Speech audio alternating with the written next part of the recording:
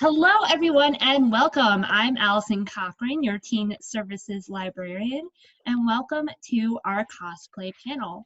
Just so everyone knows, there will be a question and answer session at the end of our spiel about our cosplays. Just go type your questions into the question and answer section at the bottom of your screen, and we will answer them at the end of the panel. Everyone's going to go around, introduce themselves, and say who they're cosplaying as and how long they've been cosplaying for. I'll start. I'm cosplaying as Bilbo Baggins, and I've been cosplaying for 8 years. How about you, Dan? I'm Dan, and I'm cosplaying as Proto Man. I've been cosplaying for the same amount of time. Tiff, go ahead. Hi, my name is Tiffany. I'm cosplaying as Totoro from My Neighbor Totoro. I've been cosplaying about like 8 years too. And Forrester.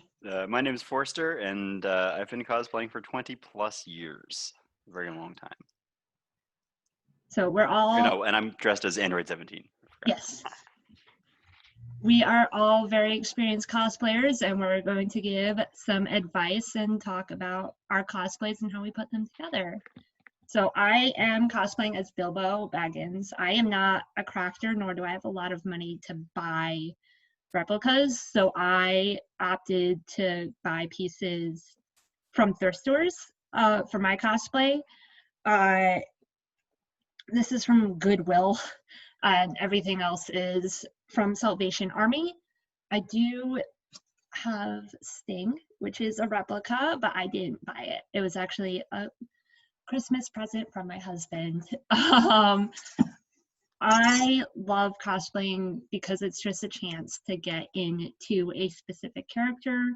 I, after reading The Hobbit for required reading in high school, I always felt that I associated with that idea of being like the introvert who needed to be forced by his friends to go out on an adventure and still stayed an introvert at the end of the story. I really like that. I also don't like wearing shoes, so it works for me. I've also cosplayed as more recognizable characters like Violet Parr from The Incredibles, and I will get stopped a lot for pictures in that cosplay, but this is honestly my favorite cosplay, even though some people will recognize it, some people won't. But this is the cosplay that I have the most fun in, which is why I'm sharing it today, because it's the character that I feel that I associate with the most. Dan, do you want to talk about your cosplay? Yeah, so I acquired this prop from a retail Think Geek years ago, and it sort of inspired this whole costume around it. So obviously I'm a fan of Mega Man, and Proto Man being my favorite character. So I bought this, and then it sort of inspired the whole thing. So I started putting pieces together. There's a little bit of crafting in the costume, but a lot of this is, you can probably see, just like gloves. It's just a motorcycle helmet, right? But these vinyling right here, I stenciled these out using, just like basic scissors and stuff like that, right? It's really easy to do that sort of thing, right? And so that added a little bit of style to it. This shoulder piece, this I had purchased, but all this vinyling on here and the visor, I did this myself just using foam from Walmart, right? And tape. That's all I really needed to do this. There was no special tools or anything. And the scarf here, all I did was just cut holes in it and tear it up, right? So all of this is just really things you can just acquire really easily, or maybe have on hand that have been modified slightly. I do have a couple pieces of electronics beyond the prop. So here, let me see if I can turn it on. So you see there's LEDs in the helmet here. So it's got sort of like a red lighting. This I did just for fun. And even this, while it may look complex if you have LEDs like this going on, all I did was get these from Walmart. They're meant for brake lights on a car. And they literally just are adhesive strips. And all I did was just stuff them in the spaces in the helmet here. And they come with little test batteries in them that are just like batteries you'd get 9 volts off a shelf, right? So I didn't have to get specialty batteries to power it. I literally just ran them to the wire and plugged them in and put them in my pocket. That's it. And that's really all I had to do. I didn't have to do any crazy soldering or anything like that, right? No nuts of electronic work or anything. It was super easy to put this together. All right, Tiff, that was thank you, Daniel. Tiff, why don't you tell us about your costume? So I'm not exactly dressed up as Totoro as you see in the movie, but I modify it to be more a kind of the princess version of Totoro. So when you cosplay, I've been sewing for about 20 years, learned it from high school and from school, and just took up the hobby of sewing. So I mostly made my costume. I'm just gonna go up a little bit so you can see. Made my costume from a pattern from sewing, and I bought this wig on Amazon, and I just took the leftover fabric to make my own ears. So yeah, sometimes when you do cosplay, you don't really have to follow exactly what the character looks like. You can always modify it to the way that you like it. And as long as you have like the key point, like the ears or the little like leaf or anything in the color scheme, people will know what you are and dressed up as, and they will accept to whatever your perceptive is about your costume. So I've been dressing mostly I dressed up as Alice, Return to Madness in the video games. I dressed up as Sailor Moon before. I like to just cosplay in mostly things I like to try sewing. I like to challenge myself more. So yes, everyone has different level of skills, and sometimes I can just follow from Pinterest or finding on YouTube to find out like ways to craft things if I don't know how to craft them. And yes, it's very time consuming and maybe a little bit more expensive, especially if you go to a fabric store. But again, Walmart, it has very good amount of fabric that they can use, or Joann's if you find good sales. And you can make your own costumes and have fun with it. And I like cosplaying because I just like the feeling of accomplishment of making my costume and showing it off, saying like, look what I made, this is what I did. But it's always fun to just show it off and share it to people about their favorite characters. Thank you, Tiffany. All right, Forrester, why don't you tell us a little bit about your cosplay? Yeah, so this character is Android 17 from Dragon Ball, and I think Tiff really brought up a good point about defining the scope of your project. So I've made some very elaborate costumes before, everything from Gino from Mario RPG, where I had like a bodysuit with like ball joints that kind of looked really cool. I've done stuff like that. This costume in particular, my goal is to make costumes of people that are in plain clothes. So basically, like, I want to have a set of outfits I can wear that if you don't know what they are, they just look like pretty cool outfits. Like it looks like something I could wear out in the street, and it's pretty accurate to what the character dresses like in the show. But it's not super, it doesn't look like something that is a costume to someone who doesn't know what it is. But if you do know what it is, someone will look at it and be like, oh, that's Android 17 over there. Why is that? Why is he like that? So the scope of this particular costume is made to look like a plain clothes rather than something that is a costume. And that's kind of an important thing when you're thinking about your costume, is really understanding what you're using it for and the scope of it. Thank you, Forrester. All right, I'm gonna have everyone share a little bit of one line of advice for people who might be new to cosplay or want a little more experienced cosplay. So my advice is that your cosplay does not need to look exactly like the character.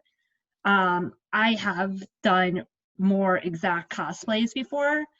I actually bought a Violet Parr costume from The Incredibles from the Disney store, which is, you know, licensed the full costume that you would see in the movie. And a lot of kids have come up to me wanting to take a picture with Violet. But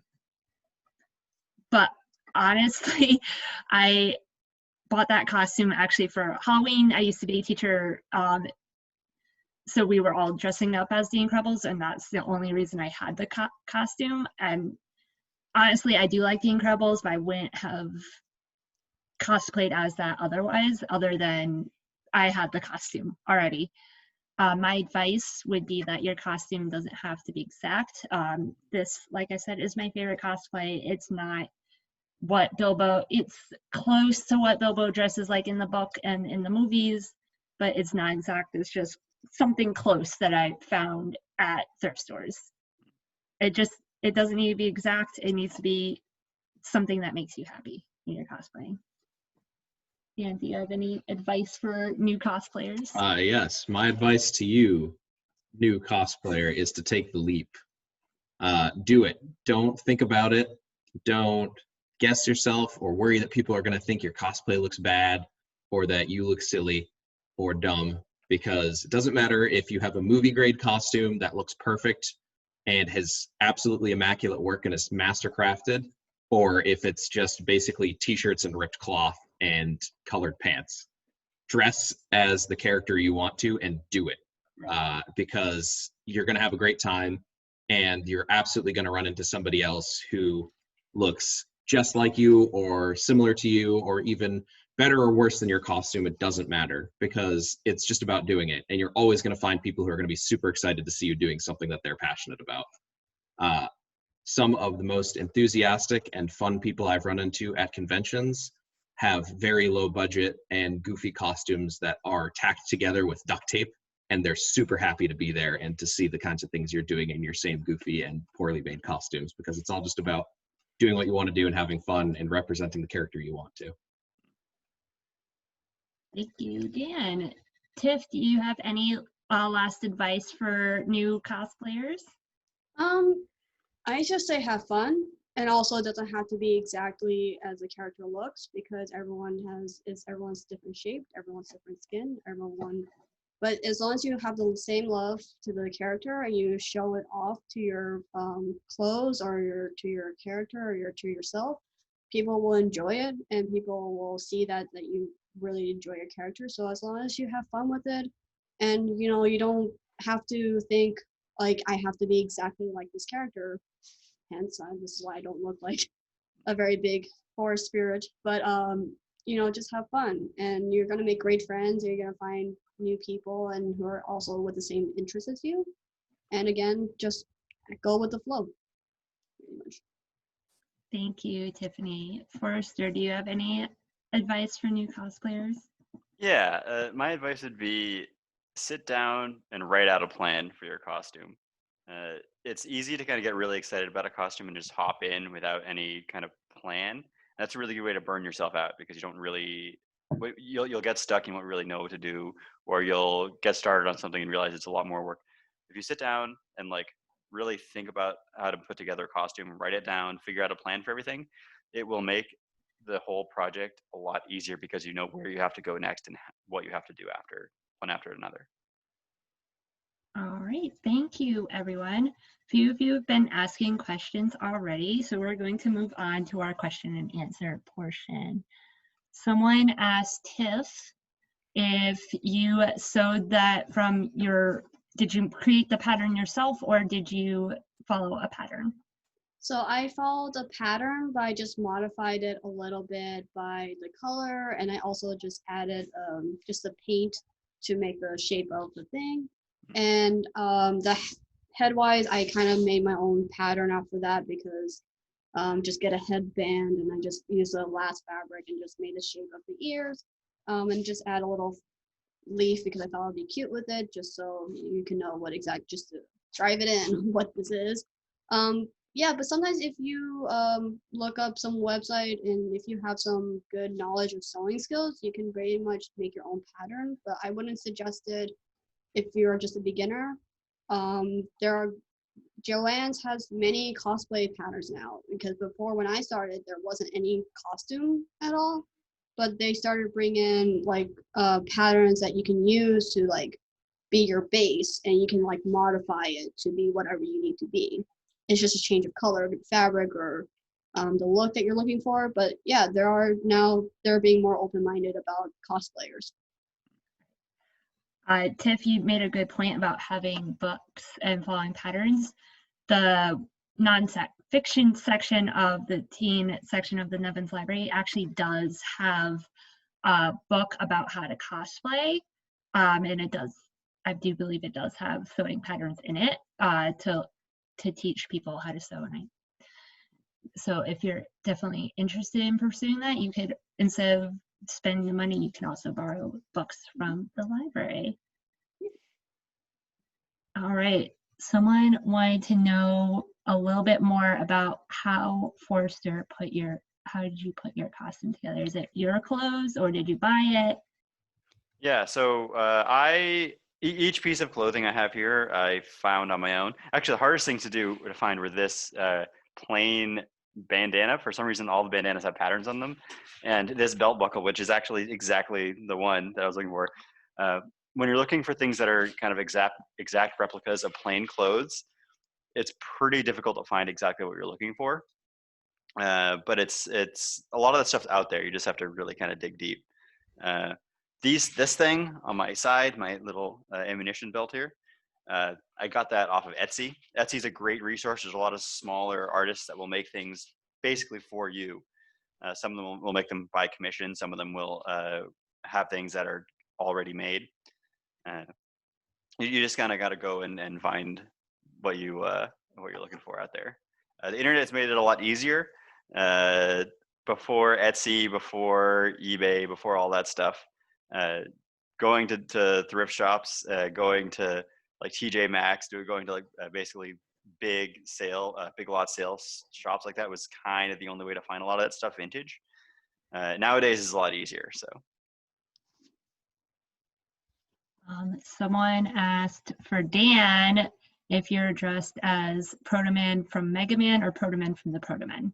So why don't you explain a little bit about that? Yes, my costume isn't exactly just inspired by the video games. It's also, I'm a big fan of a band called the Proto-Men, who make sort of this dystopian, futuristic robot rock opera about the Mega Man characters, and Proto-Man is a tragic anti-hero from that story. So this costume is sort of a reimagining of him from that setting, right, mixed with the video game characters. So it's like street clothes, kind of like 80s styled with a leather jacket. I've got combat boots on, and it's a motorcycle helmet, so it looks, a little bit more like something you might see someone wearing on the street in like an 80s sort of stylized setting, right? And then I've got sort of like a road warrior, almost sort of like post-apocalyptic Mad Max version of his shield on my shoulder, right? Kind of a little bit more out there. So yeah, it's very much inspired from music as well as the games. All right, thank you. Someone asked me, my sword looks completely real. Do I bring it to Comic-Con with me? My answer, first of all, you could tell I'm gripping real hard on it. It's fake. But it totally depends on the Comic-Con.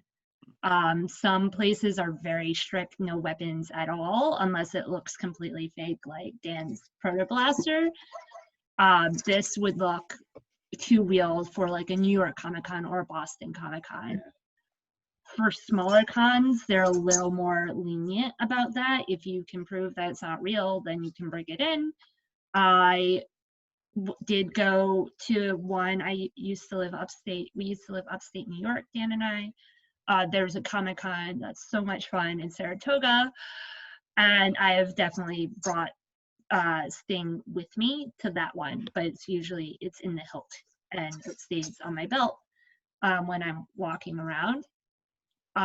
Smaller cons, you can definitely get away with bringing things that look like weapons. Bigger ones, I would just leave at home, honestly. A lot of places will do something called peace binding, where they basically put a zip tie around the even at like pretend weapons.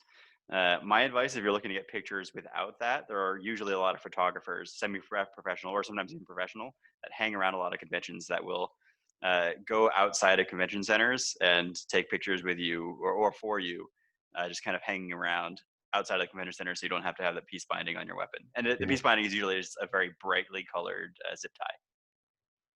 Yes. Thank you, Forster, for that addition. Another person asked, does dressing up for a Renaissance fair count as cosplaying?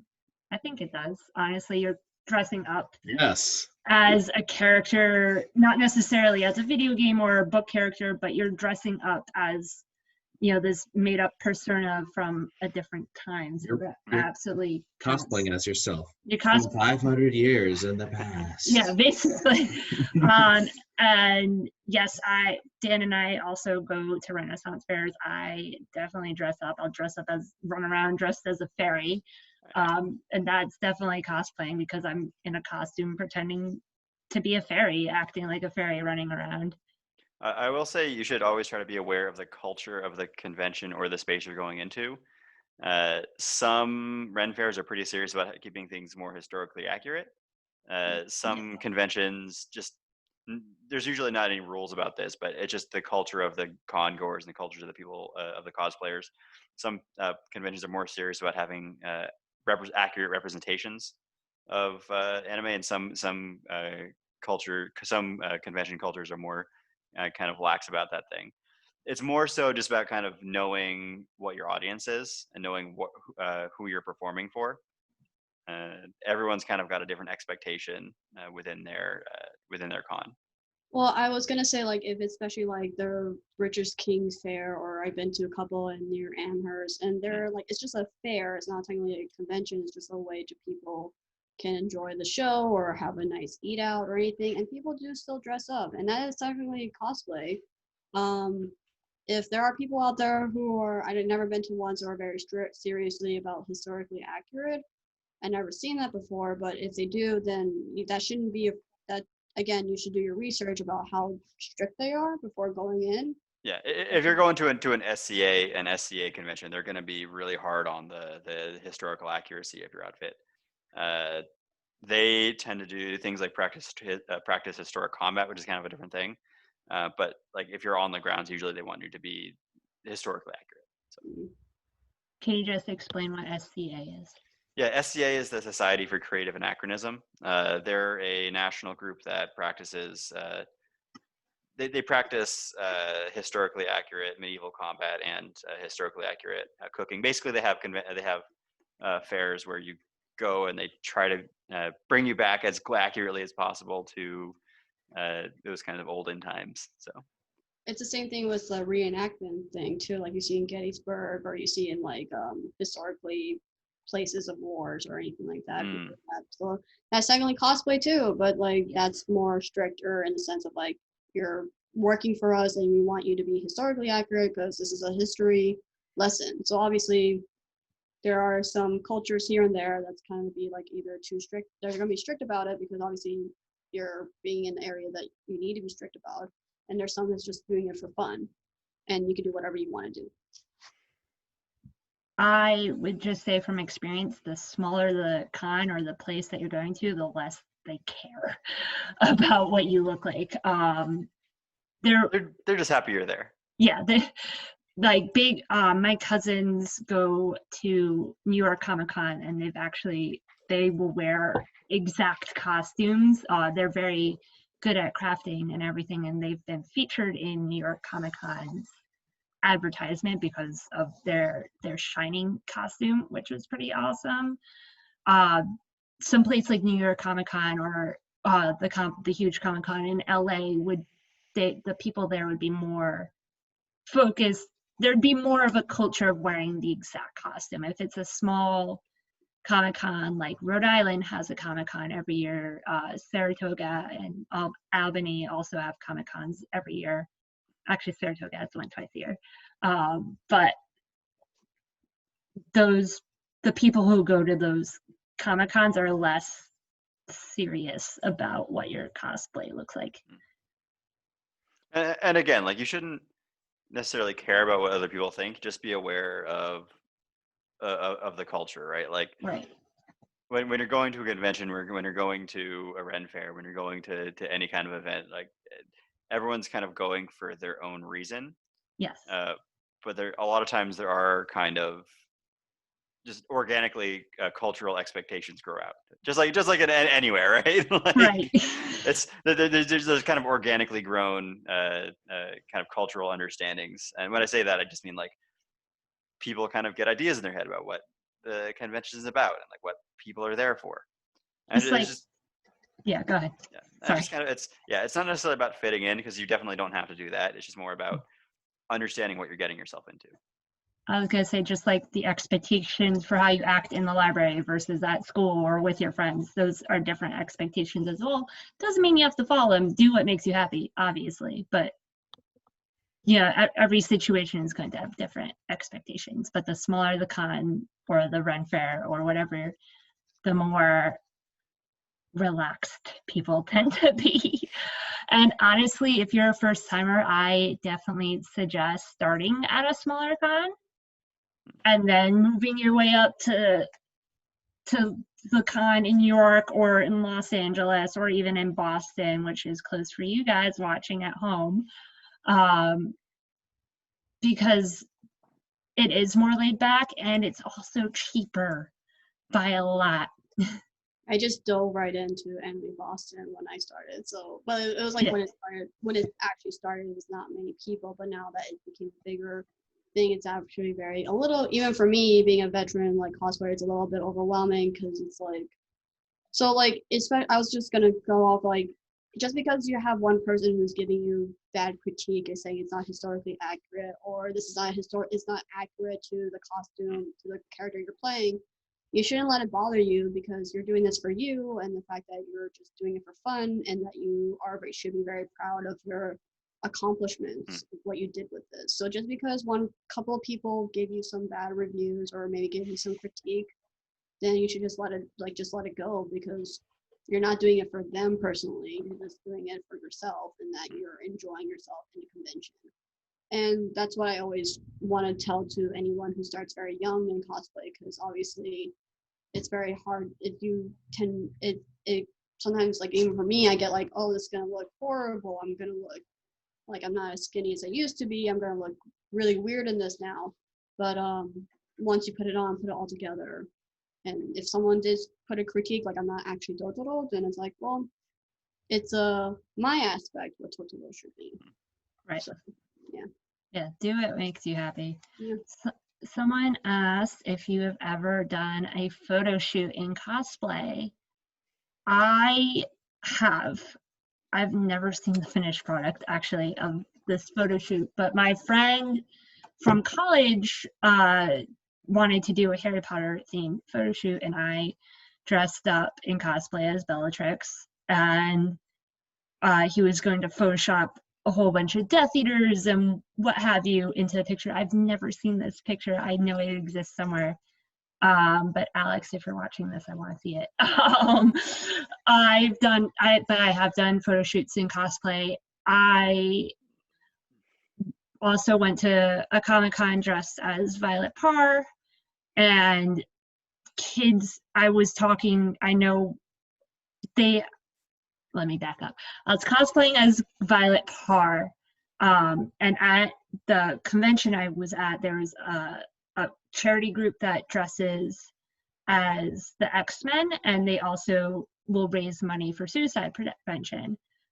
And I happened to know one of the cosplayers there, so I was over there talking to him, and little kids started coming over to pose with me, and then their parents were giving money to their charity. So I did a couple of photo shoots with them as well, being as an honorary X-Men, as Violet Parr from The Incredibles. So that was a lot of fun too. How about the rest of you? Have you ever done a photo shoot in cosplay? I have. Yeah, I have actually had, and you were there. We Yes. both had convention photographers who take pictures for the convention to post them on the site and for advertisement come up to us and be like, hey, your costumes are great. We want to take a picture of you guys and put it on the website and like put it on our banner and stuff like that. I'm like, oh, okay, yeah, sure. That was actually in this costume. I don't remember if you were in a different one, but yeah. I think that was as Violet for that. That's the only time for me, but yeah, if your costume even looks, anything like an actual costume and not just, not just like a t-shirt, but something that looks even vaguely like a character. Sometimes people will just come up to you and be like, hey, we want to take photos. That's cool, right? Yeah. I did one that was I was dressed like Dan Hibiki from Street Fighter. He's got a pink gi, and it was a lot of fun. But a lot of times conventions will have character gatherings, so they'll gather all the Yeah. characters from a particular series together. So sometimes what happens is some of the characters with costumes that look pretty close or look pretty good, but some photographers will come by and kind of gather a little group together and bring them off to the side and do a little photo shoot. I did one with it was me and a guy who was dressed like Akuma. There was this big guy, and it was really fun because like he did stuff like he held me on his shoulder like that while I was like trying to hold on to his arm, like kind of putting him in like an arm bar. I did one where he was like throwing me over his shoulder, like doing a hip toss. It was a lot of fun. If you have a cool costume like that and you go to one of those gatherings, there will be people taking professional photos. Yeah. Of them. Always Yeah. get their card so you can track your photos down later. Their business card is a really important thing to get in that case. I haven't done any photo shoots with anybody, but I did get stopped a lot to ask for pictures. And sometimes that's why it's part of like when you're a character, you actually have to do your research a little bit, even though if you are a big fan, you still need to do some research over their poses because I think sometimes it's also a little bit of a service to whoever wants to take a picture with you if you look like the character or kind of have the essence of the character. Granted, also, you might want to take pictures of other people, but if they're like maybe too tired or if you're tired and you just don't want to take pictures right now, again, respect each other's like privacy and consent about, hey, can I take a picture with you? And if you're like, oh, you don't have to be obligated to take a picture if you don't feel like you're not comfortable with pictures. I think the first time I got a lot of pictures taken was when I was dressed up as Alice Return to Madness, the video game. I dressed up as the Mad Hatter version, so I was in very Victorian outfit with a very top hat, looking like a little bit of a rabbit. I had a lot of pictures taken, which was very surprising because I thought no one knew what this character was. But I think the one that makes me remember the most was when a grandmother took a picture of me, and she had no idea who I was. I think she just was appreciative with the creativity of it, but I don't think she knows it. It was from the very, very scary video games. So yeah, like again, always remember to respect consent, and also if you don't feel like it, you're not obligated to take pictures. And also just have fun with it. You can be a character if you want to, or you can be like a school picture if you like to, whatever works. But it's more fun when you're acting as a character, like Forrester did with his new friend, and that brings more memories of how fun you have, and maybe you make a new friend and maybe meet some cool people. Yeah, I mean, performance is definitely a big part of your cosplay, right? Like, you're not always just kind of dressed up as a character. You kind of want to act like that character too. Like when I dressed up as Dan Hibiki, I practiced his super taunt. I like practiced. It was like a bunch of ground rolls, a cartwheel, and then like a tornado kick, and I practiced that over and over and over again so I could get it right. So when I did it like in front of people, it was like exactly what they did in the game. And just kind of like practice having the goofy voice and all that kind of stuff. You don't necessarily have to do a lot of that stuff, but it's fun to have that kind of performance aspect to your costume. People will love it if you do. Yes. I don't perform as much as Bilbo because people won't recognize me as much, which is fine by me. Although if people do recognize me, I'll perform a little bit, just complain about dwarves or talk about the riddle game or something related to Bilbo Baggins. I will perform more as Violet, because little kids will recognize that, and it's a lot of complaining about younger brothers, and the kids buy it. Honestly, the younger the age group that your costume appeals to, the less they're going to notice that you don't know anything. I did watch my research for Violet was rewatching The Incredibles the night before Comic-Con. And I just complained about my younger brothers all the time when kids came up to me. People don't necessarily recognize my Bilbo costume. There will be like these nice rare moments where people do recognize what I'm dressed as. I have one guy who like showed me his Tree of Gondor tattoo, and it's like glow in the dark. And I had another woman just like playing the Hobbit theme on this flute, so that was really cool. So those are definitely chances to act like your character, but definitely the more recognizable your character is, the more people, you know, want to interact with you as your character rather than you know, a person dressing up. And when you go to Comic-Con, people are going to refer to you as the character that you're dressed as. Absolutely. It's a good point about the kind of more obscure characters. Like it's really fun to play as an obscure character because when someone recognizes you, right, you'll find someone who has the same interest as you. I was dressed up once as yeah. I was dressed up once as Guybrush Threepwood for Monkey Island 2. I had like the blue pea coat. I had like the high boots, the pirate shirt, and the high waisted pants. Then I had a whole pocket full of just weird stuff in my pocket there. And someone recognized me, and I just pulled out my rubber chicken with a pulley in it, and just instantly I made a friend. So it's a good time. It's a good time. Like, don't be afraid to be someone that people won't recognize, because when someone does recognize it, you're gonna find someone that you're gonna hit it off with probably. Yes. Someone asked about, they said, aren't there usually panels at Comic-Con? What's the favorite panel you've been to? So my favorite panel, I'm sure Dan will probably say the same, Saratoga Comic-Con has cosplay karaoke. And so you just get up in your costume and you sing a karaoke song. I dressed as Bilbo did On the Road Again by Willie Nelson, but I changed the lyrics a little bit to There and Back Again, because that's, you know, a reference to the book. Dan, what is your favorite? I think I told him already. Yeah, I don't have anything new to add to that, actually. It's the same exact thing.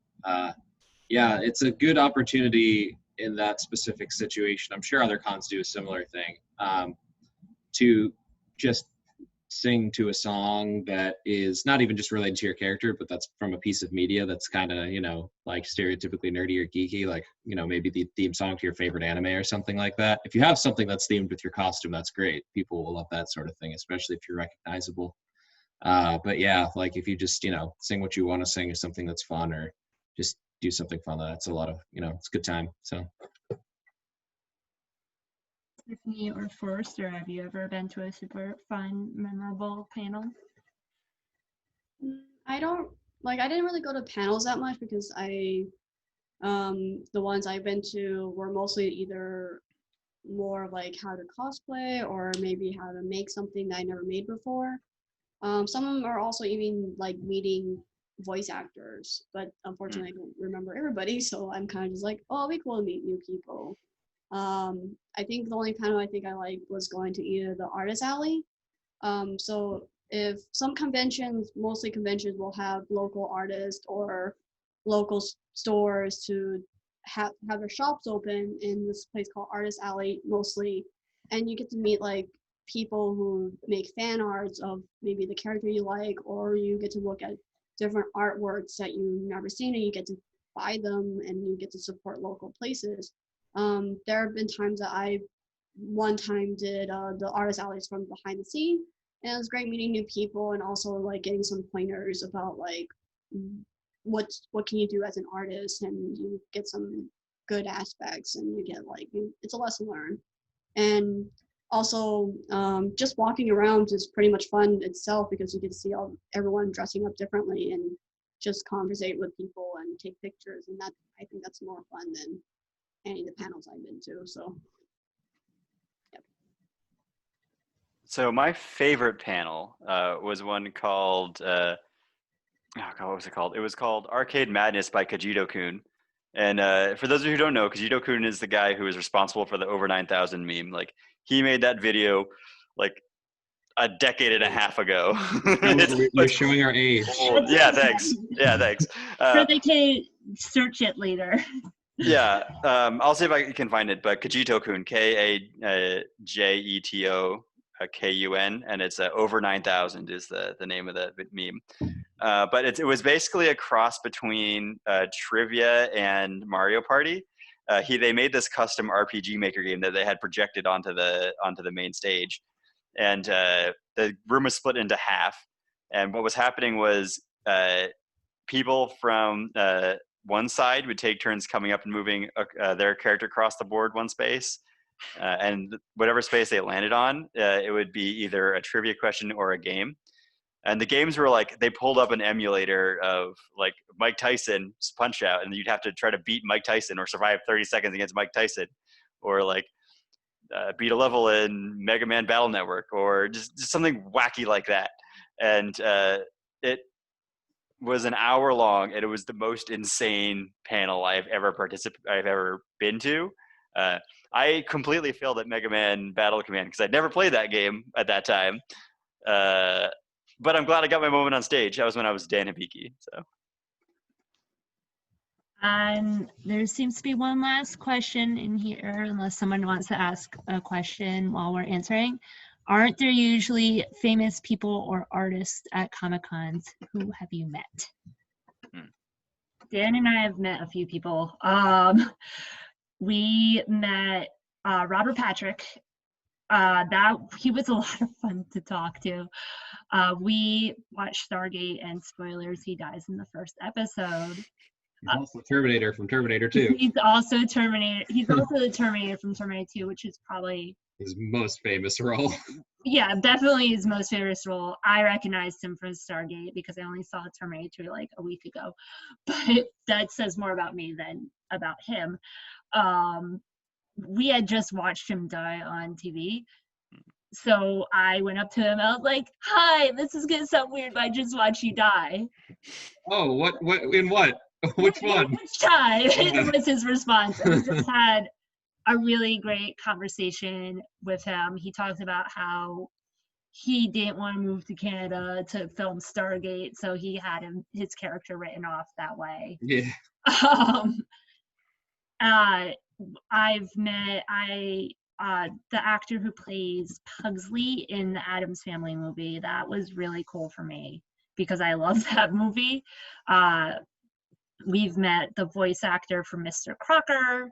We've met the entire cast of Clerks minus Kevin Smith. I think he was too busy to come. We've met them a few times, actually. Yeah. To the point where they recognize him. Because he'll ask these crazy questions at the panels. Oh, I'm a nuisance. I ask them like if hot dogs are sandwiches or if cereal is considered a soup. He'll start that, and then everyone else visiting the panel will ask similar questions. It's a good time. It derails everything. And then Jay Muse was like, "Oh, I remember you." So that was pretty cool. We met the original Blue Power Ranger. Yeah. You meet a lot of cool people who are just down to earth. We almost met the kid who plays Bruce Wayne in Gotham, but he was surrounded by teenage girls at the time. Didn't want to bother or embarrass them, and you had to pay money. Some of the bigger name celebrities, you'll have to actually pay money to talk to them. But some of the less famous people, or like the people from Clerks, don't care, even though they're pretty well known. Some of the less known people, you can talk to them for free, but you might have to pay for a picture. That's just how they make their money, honestly. These are people who are not, at least at the smaller Comic-Cons, it's people who are not necessarily making anything anymore. So they need to make a living too, and they make it by that living by going to Comic-Con and charging people for pictures. But sometimes if you're really nice and you ask nicely, you can get a picture for free. That happened when I met the actor who plays Pugsley, whose name I'm blanking on right now, which is really embarrassing, but that's okay. But because I've seen the Addams Family about 1 million times, and I told him about that, and he's like, "Hey, let's take a picture." I was like, "I'm broke, sorry." He's like, "No, it's fine. I won't tell my manager about it." So if you are very nice, if you ask nicely, and if you're honest about not having money, there is still a chance that you could get something free. I think my most memorable time is I've got two. So one was NorriceCon in 2004. And NeurieCon is a world science fiction convention that moves cities every year. So that year was in Boston, but it's been in Japan and Tokyo. It's been in Russia. It's been in the UK. They move it all over the place. That year, I was volunteering as, in that particular moment, I was a line organizer. And the people who were signing, it was Terry Pratchett, Lois McMaster-Bujold, and Neil Gaiman, all in line. Wow. Yeah, it was a hell of a lineup. I was like, 12, 13. They gave me and my friend power to boss all these nerds around that were in line. It was great. But like afterwards, we got a chance to hang out and talk with everyone while they were finishing up and packing up.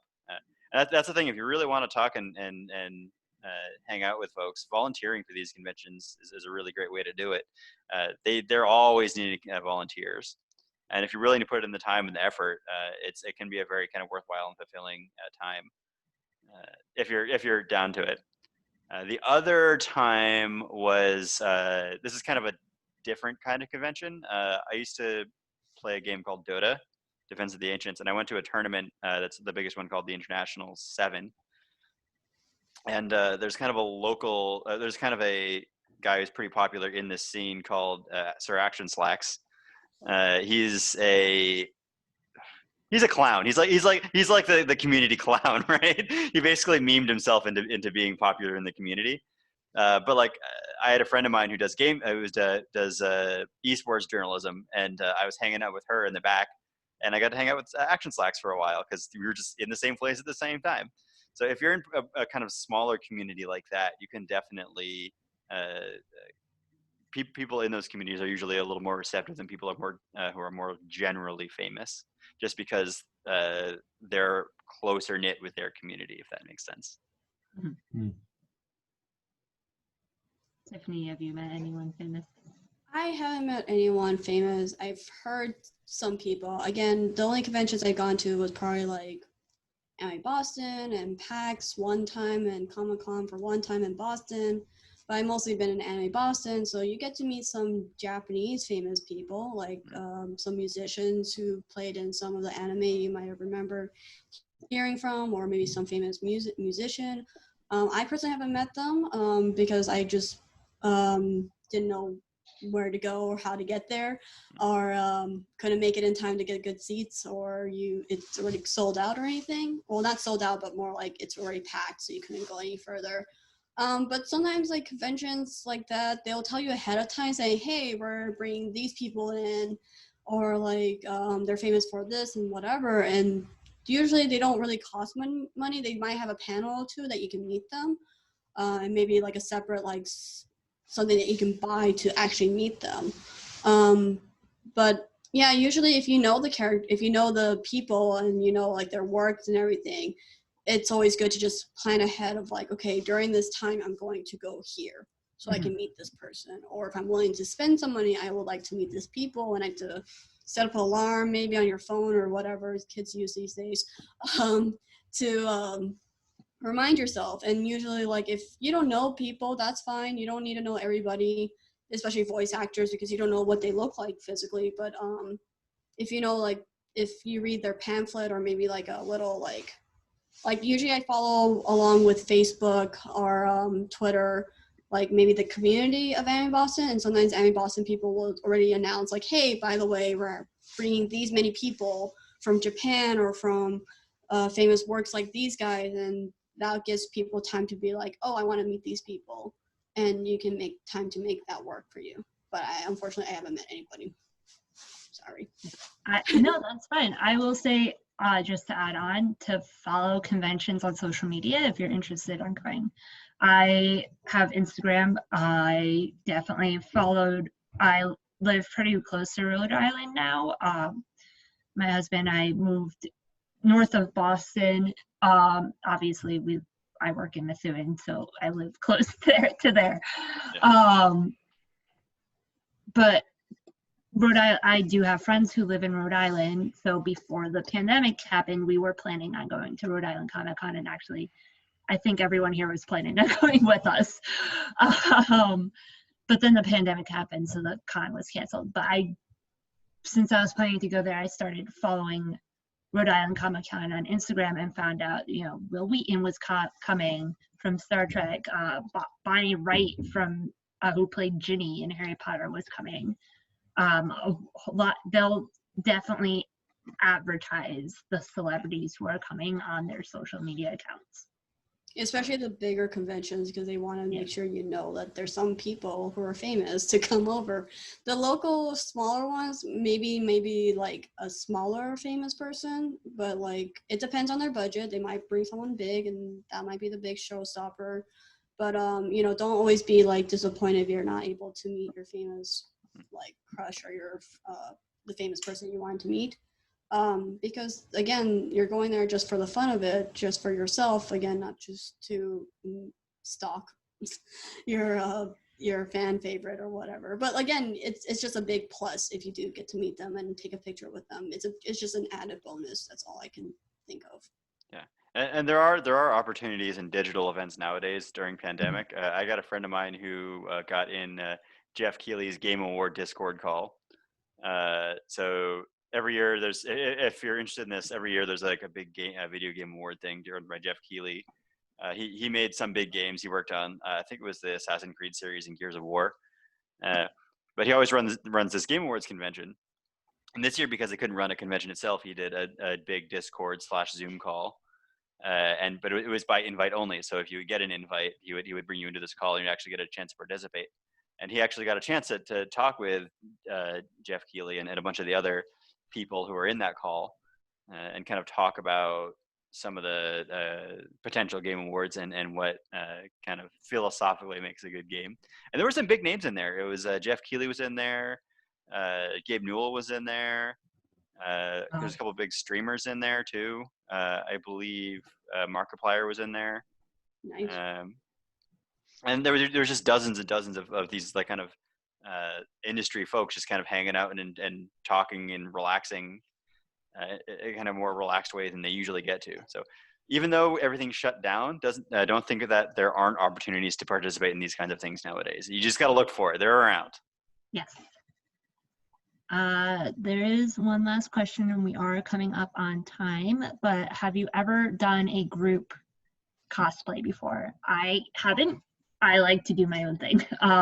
Same. Obviously, my husband and I are not dressed anything alike, but that's because we have different interests. He likes Lord of the Rings, and I like the Proto Man band, but I'm not gonna run around dressed as a Proto Man character because that's not my big fandom that I follow. He's more likely to dress up as a Lord of the Rings character than I am to dress up as something from the Proto Man. But we like to do our own thing, honestly. Yeah. But you have to do what makes you happy. I've definitely seen like really cute family cosplays. Like I remember there's this dad there, he was dressed as Freddy Krueger and the baby was dressed as Chucky. That was cute. The baby had no clue what he was dressed as, but there are definitely some cute group cosplays that I've seen, but it's not my thing. I've done mostly by myself too, but there are times that like maybe a group of friends of mine or people who I know who cosplay will try to coordinate. If you ever have friends who are very good at cosplay or they like to cosplay as much as you do, it is gonna tell you it's very hard to coordinate, especially if you want to be a certain favorite character of yours or if you have another person who's also the same favorite characters together. So again, it's just coordinating it might be a little bit difficult, but once you coordinate it and figure out like where to like have a photo op or photo shoot together, that's the more fun part. There have been, again, like the social media, if I said, there are people who talk to total strangers, say, hey, I like Sailor Moon or I like this character, I want to do a big group cosplay, and I also / photo shoot at certain days of the convention. Is anyone willing to join with me? And there are people who are willing to join, and obviously it's coordinating like which character you're going to be or which one you're going to be. And it's just, it's always fun to watch. I haven't personally done it. I think I tried once, but I think it just got a little messy, and especially the pandemic, it's kind of hard to figure out which ones when we're actually going to be doing it. But there's always people out there just wanting to shout out ideas and like, I want to dress up like this. Who's going to join me? And, you know, if you're open-minded and you have the time and skills, or maybe even the money to buy your own costume, it's always a great way to meet new people who have the same interests as you do.